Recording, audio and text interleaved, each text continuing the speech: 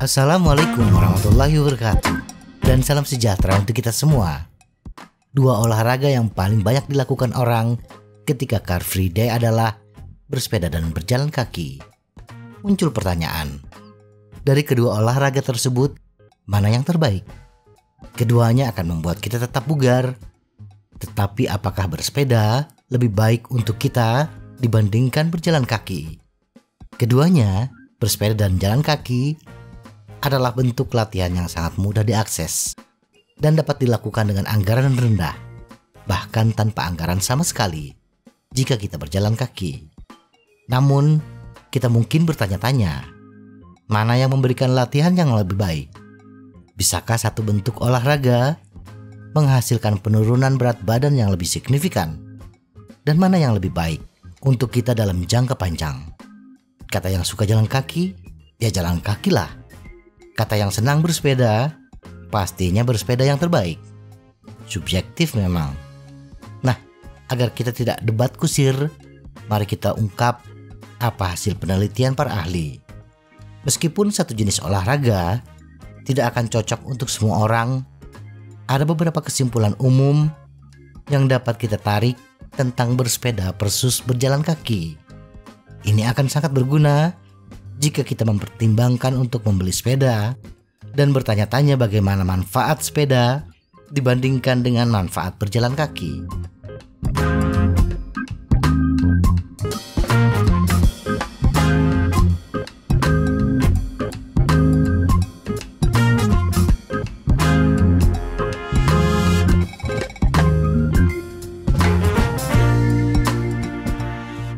Latihan mana yang lebih baik?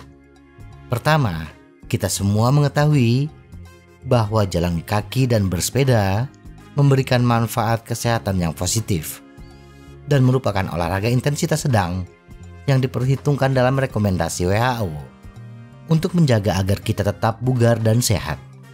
WHO merekomendasikan setidaknya kita berolahraga intensitas sedang 150 menit dalam seminggu. Public Health England menunjukkan bahwa aktivitas fisik secara teratur bermanfaat bagi kesehatan dan mengurangi risiko terkena penyakit kardiovaskular, penyakit jantung koroner, dan stroke, serta mengurangi risiko terkena kanker dan diabetes tipe 2. Aktivitas fisik juga dapat meningkatkan kualitas tidur dan kualitas hidup kita. Dalam penelitian yang diterbitkan oleh Medisina, menyimpulkan bahwa bersepeda stasioner mampu meningkatkan volume oksigen maksimum, konsumsi oksigen maksimal selama berolahraga secara signifikan. Sementara penelitian yang diterbitkan dalam Scandinavian Journal of Medicine and Science in Sport menunjukkan peningkatan moderat pada volume oksigen maksimum bila kita berjalan kaki. British Journal of Sports Medicine menyarankan bahwa berjalan kaki setidaknya 100 langkah per menit akan memastikan kita bergerak dengan kecepatan yang akan menghasilkan manfaat kebugaran. Jika kita ingin mencapai target tertentu, baik itu jumlah langkah per hari atau irama tertentu, pelacak kebugaran atau jam tangan lari dapat membantu mengukur aktivitas sehari-hari dan olahraga kita. Bersepeda dapat meningkatkan detak jantung kita dengan berbagai cara, tergantung pada jenis latihan yang kita lakukan. Misalnya latihan interval akan meningkatkan detak jantung kita untuk waktu yang singkat dan intens. Sebagai panduan kasar, menurut zona detak jantung, bersepeda selama 30 menit di zona 2 yang setara dengan 60 hingga 70% dari detak jantung maksimum kita akan membakar sekitar 70 hingga 85% lemak, di samping membakar kalori yang bersumber dari karbohidrat. Jika kita ingin memperkuat otot kaki agar terlihat lebih kencang, jalan kaki dan bersepeda statis adalah pilihan yang ideal.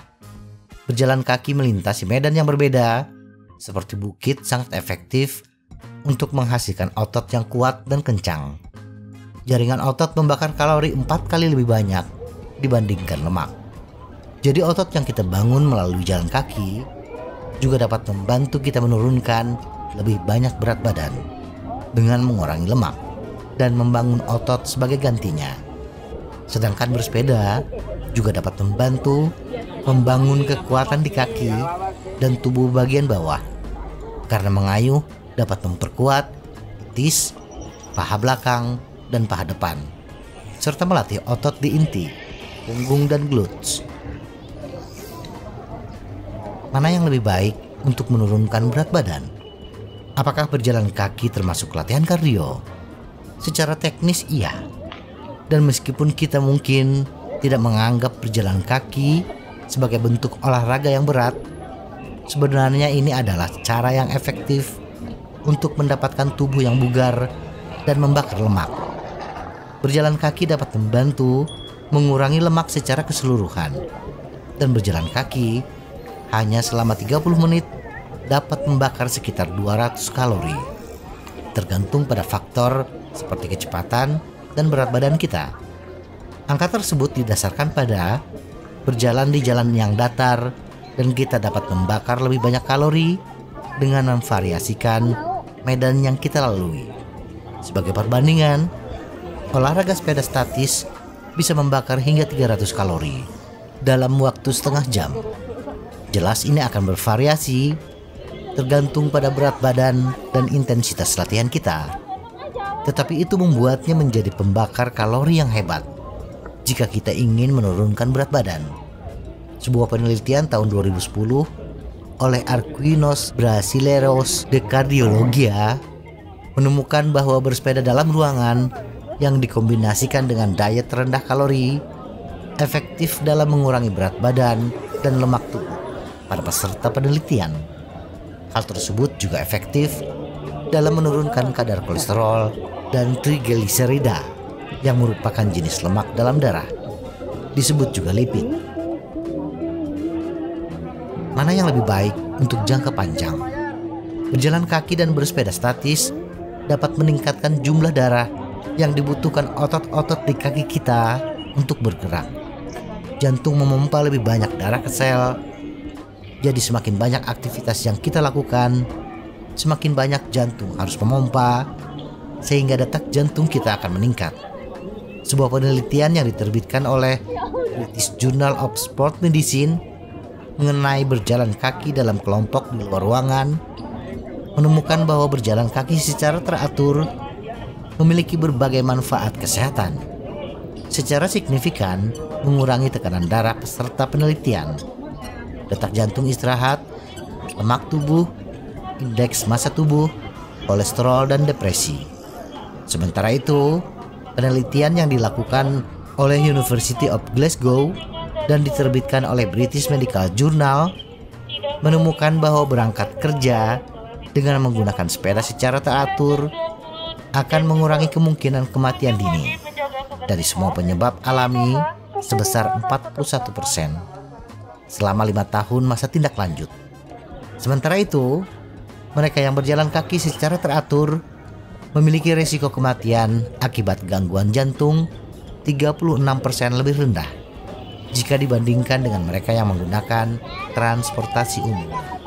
Bersepeda stasioner akan menghasilkan manfaat yang sama seperti berjalan kaki, dengan bonus tambahan yaitu mengurangi tekanan pada persendian kita dibandingkan aktivitas menahan beban lainnya seperti berjalan kaki. Jika kita mengalami masalah dengan persendian dan otot tungkai bawah atau baru sembuh dari cedera, bersepeda akan memiliki lebih sedikit efek negatif kumulatif dibandingkan dengan latihan menahan beban yang seiring waktu dapat memperburuk masalah atau bahkan menyebabkan cedera lebih lanjut.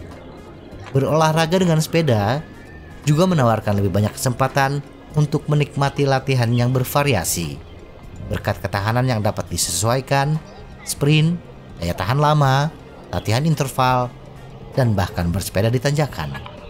Jadi apa jawaban dari pertanyaan di awal video tadi? Berdasarkan sains, apakah berjalan kaki atau bersepeda lebih baik untuk kita dalam hal manfaat kebugaran secara keseluruhan? Meskipun keduanya merupakan cara positif untuk mencapai gerakan aktif, bersepeda melengkapinya dalam banyak hal.